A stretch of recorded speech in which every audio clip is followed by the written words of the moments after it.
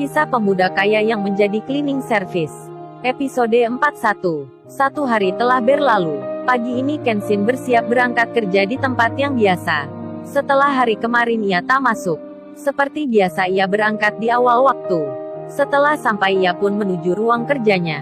30 menit kemudian nampaklah Kaori datang. Setelah memarkir mobil ia pun sama segera masuk ke ruang adminnya.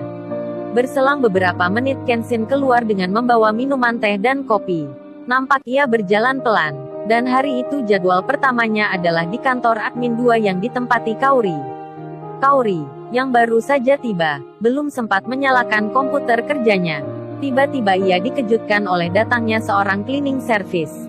Maklum sih, ini kan, cleaning service-nya rada gimana gitu bagi Kaori. Kenshin pun tiba di depan pintu dan berucap, "Permisi ya, selamat pagi."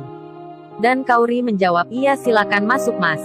Lalu Kenshin berjalan menuju meja-meja dan meletakkan satu-satu minuman di atasnya. Kaori yang sambil menyalakan komputernya, lalu bertanya pada Kenshin, "Kemarin masnya gak masuk ya?" "Iya, ada apa ya?" jawab Kenshin. "Oh itu cuman tanya aja sih," Kaori menyahutnya. Terlihat tinggal satu gelas minuman yang dibawa Kenshin. Lalu ia bicara pada Kaori. "Oh iya mbak, ini minumannya sukanya apa ya? Mau kopi atau teh?" "Ini tinggal kopi saja, mbahnya mau gak ya?" Kaori menjawab, "Kan aku tinggal minum gitu, masa sih aku harus pilih-pilih?" Kaori kok jadi gini ya, berubah banget. Padahal sebelumnya kan rada cerewet gitu. Lalu Kenshin pun menuju meja yang ditempati Kaori. Di saat itu, dengan komputer kerjanya yang sudah menyala, ia menonton tayangan berita di YouTube. Saat ada Kenshin di dekatnya, tiba-tiba saja Kaori bicara sendiri. "Ini kebakaran di mana ya? Apinya besar banget deh, pasti banyak yang luka itu." Mas coba lihat ini, masnya tahu gak? Di mana ya ini?" Pinternya Kaori. Sebenarnya ia mau tahu saja. Apa Kenshin berada di rumah sakit sore itu? Ayahnya saja mengetahui. Terlebih, si Rena yang juga menjadi korban di peristiwa itu. Kenshin, karena disuruh melihat tayangan tersebut, ia pun akhirnya mendekat berada di sampingnya Kaori. Kemudian, ia melihat berita ulang di channel YouTube itu. Kenshin yang melihatnya, hanya berkata sedikit saja, "Iya kok bisa ya kebakaran." Karena Kenshin belum bicara banyak, Kaori pun memancing lagi dengan bicara sendiri. Lalu ia berkata, "Kira-kira yang terluka itu dirawat di rumah sakit mana ya? Ada yang tahu gak sih? Penasaran nih aku." Mendengar itu Kenshin malah berkata, "Coba aja dilihat non. Di kolom komentarnya, bagian paling bawah sendiri, pasti ada yang tahu tuh. Biasanya kan banyak yang menulis komentar di video YouTube." Mendengarnya, Kaori jadi sebel banget deh. Karena jawaban Kenshin gak seperti yang diinginkan. Lalu benaknya berbisik sendiri, "Cowok ini, bisa aja jawabnya." Kaori pun beralih lagi ke topik lain. Saat itu Kenshin mulai menata dan membersihkan meja dan lantai. Terlihat staf yang lain belum juga nampak yang hadir. Kali ini, Kaori menonton sebuah tayangan iklan gadget, dengan suara yang agak dikerasin dikit. Hingga Kenshin bisa mendengarnya. Di dalam iklan itu ada narasi yang terdengar. "Apa kabar bro? Gimana lu udah ganti HP apa belum? Ini promo terdahsyat di bulan ini. Miliki segera, smartphone masa kini non-trendy. Dengan harga terjangkau Anda bisa chat WA gratis setahun. Sama teman, kerabat, bahkan dengan sang kekasih. Segera ganti HP Anda dengan yang baru. Promo ini terbatas." Kenshin yang mendengar itu lantas bicara, "Aduh iklan apa ya itu tadi? Kok gak enak banget didengerinnya?" Kaori yang memutar itu sepertinya ingin menyindir Kenshin. Maklum gitu, kemarin kan dia mau telepon juga gak punya nomornya. Apalagi mau lewat WhatsApp, mau tanya sekarang entar dibilang apa gitu. Makanya dia memilih diam, lebih baik jaga image dulu. Di tengah itu HP Kenshin malah berbunyi. Titit, titit, titit, titit, titit, titit, titit. Kaori yang mendengarnya, pingin banget tertawa, namun ia menahannya. Entar khawatir yang punya HP jadi tersinggung. Rupanya, Kenshin mendapat telepon dari salah satu staf ayahnya, yang saat ini bekerja di perusahaan yang kemarin baru dibeli. "Halo Mas Ken." "Iya Pak, ada apa ya?" "Itu Mas kalau bisa besok langsung interview ya."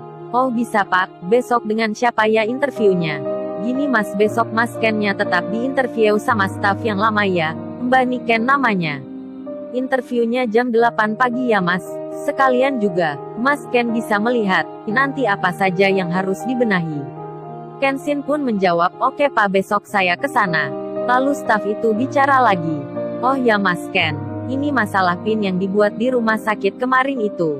Kalau bisa disamakan dengan sistem perusahaan saja, khawatir nanti kalau terjadi error lagi.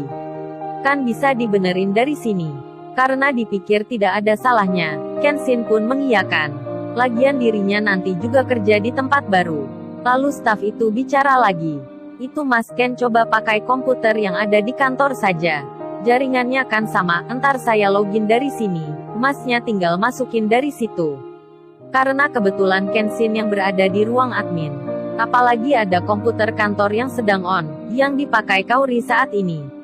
Kenshin pun menjawab oke pak saya buka sekarang ya.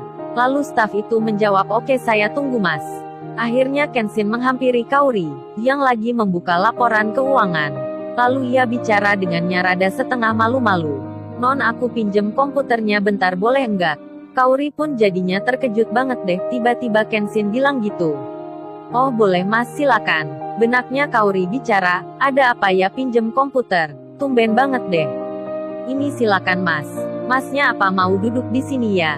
Lalu Kenshin bilang, gak ini cuman bentar kok. Mbahnya duduk saja. Terlihat di meja itu, ada vas bunga dengan motif huruf K, berisi mawar merah yang terbuat dari plastik.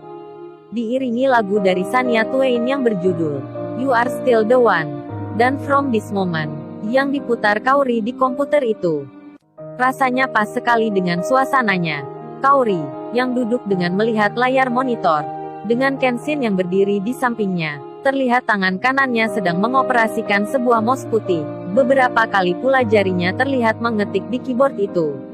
Di tengah hal tersebut, tiba-tiba saja, salah satu staf yang tak lain temannya Kaori, yang bernama Lala hadir. Saat melihat itu, Lala langsung berkata pelan sendiri dan melihat ke arah Kaori. Aduh, romantis banget deh. So sweet gitu. Boleh gak ya aku klik foto? Sambil menunjukkan smartphone-nya ke Kaori. Kaori yang melihat tatapan mata temannya itu.